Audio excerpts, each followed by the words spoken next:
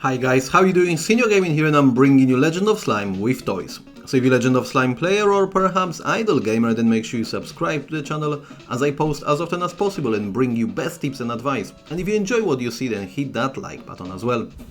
Right then guys, so with the latest patch 1.11 we had few changes and additions, and definitely one thing which stands out is a new system of toys. So we head over into a first character selection screen. This is where you're gonna a brand new item. This one is actually alongside ring, and actually if we tap on a ring itself and then on a toy, there is few similarities, but yet again there is so many differences. Right, so let's just kick off obviously how we get in toy in the first place. If you already got one, you're gonna have this shortcut button where all this does is take you to a summoning screen. And if you do not have any yet, obviously you're gonna head over into shop, summon, and scroll all the way down from the existing items you could summon, and this sits on the very bottom. Obviously, first thing which definitely stands out is that we are no longer able to use gems in here, and we're gonna use a unique brand new currency called Hard Gem. You'll be able to get it from your daily quest, so if you head over into a quest and then scroll pretty much all the way to the bottom, if you got it completed, obviously all you need to do is just clear stage 10 times and you're gonna get 10 of these gems. You can also get these gems in ongoing events. So obviously a Angry Giant event, and the shop itself, it's always well known for a great reward. And because this has been just launched, you actually get a chance of scooping 50 gems, and I definitely recommend you do it straight away. Spend 15,000 parts, and every single time this actually appears in the shop, do not hesitate and get them every single time. And a second option for you is obviously, as with all the summon elements, it's to watch one more ad.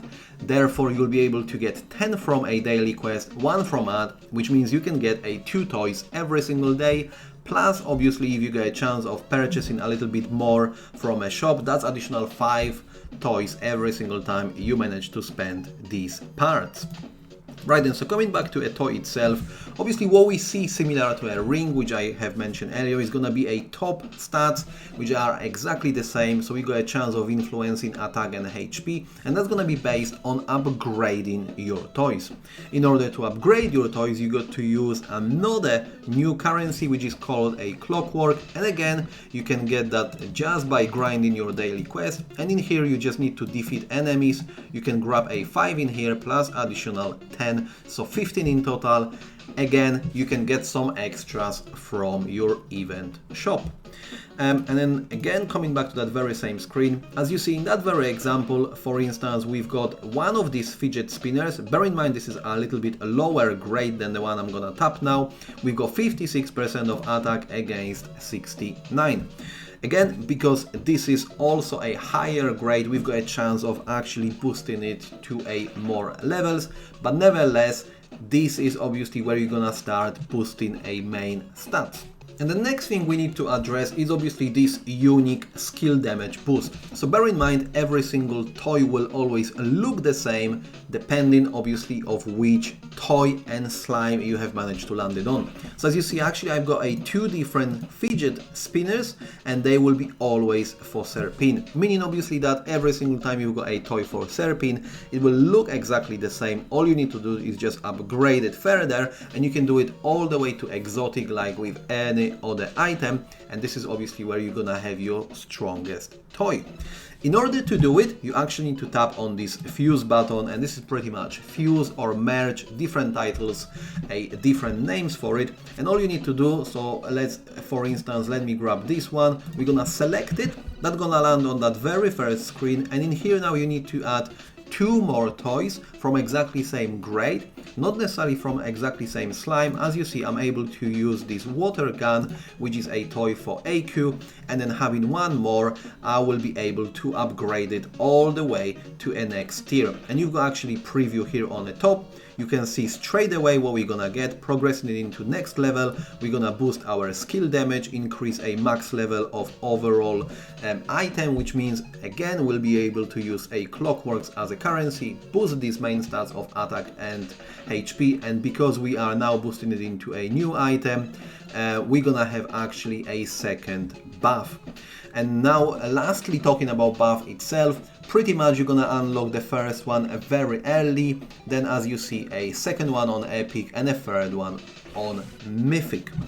So what's definitely important, it's obviously you don't have much influence over it and this is gonna be random, but you need to try to invest in a toys long term only if you have landed your first option well.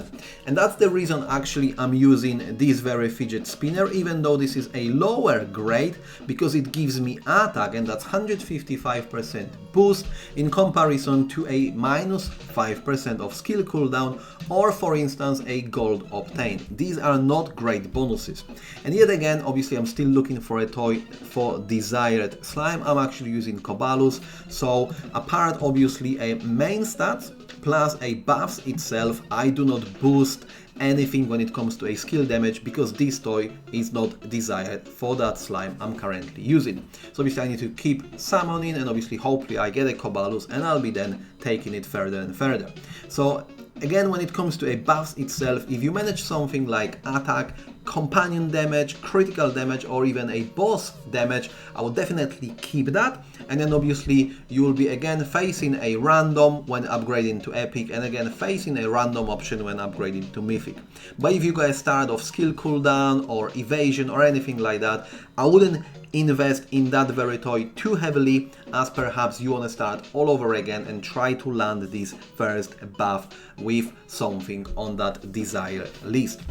Just one more thing before I wrap up here. If I tap onto a fuse itself and let's say I want to upgrade this very toy which is on level 1 and I will use this toy which is on level 5 as a material, actually I'm gonna get a Clockworks back because this is now used and sacrificed, but actually I'm able to recoup some of the resource.